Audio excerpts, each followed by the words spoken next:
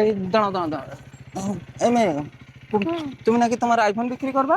হ্যাঁ, কিনেছি মাত্র ২ মাস হয়েছে। আমার খুব টাকার দরকার তো তাই বিক্রি করে দেবো। ও আচ্ছা আচ্ছা, দেখি।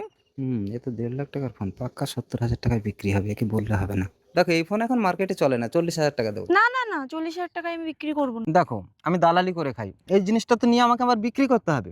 এইটা আমি যদি ৪০,০০০ টাকায় নেই, আমি বিক্রি করলে পাক্কা ৫,০০০ টাকা লস আছে। ওটা লস করে ফোন নিয়ে লাভ নেই, ওর ফোন ওকে দিয়ে দাও। এই তুই জানিস এর বাবার সাথে আমার কিরকম সম্পর্ক, ছোটবেলা থেকে একই সাথে লেখাপড়া করেছি। আমার বাবা তো লেখাপড়া করেনি। আরে লেখাপড়া না, মানে মানে খেলাধুলো আর কি, একসঙ্গে খেলাধুলো করেছি। আমার বাবা তো হ্যান্ডিক্যাপ। আচ্ছা ঠিক আছে, তুমি এক কাজ করো, এই নাও টাকাটা গোনো। কত আছে? আরে গোনো, কত গুনবে, আছে? জিনিসটা গোনো না তুমি। গুনতে হবে না, ৫০ টাকার নোট মানে ৫,০০০ টাকার বান্ডেল। এই টাকা আমি নেব না, ধরো। আরে রাখো, এ টাকা ফেরত দিতে হবে না, তোমার ফোনও রাখো, ফোনও দিতে হবে না। এই ৫,০০০ টাকাটা আমি অ্যাডভান্স দিলাম, কালকের বাকি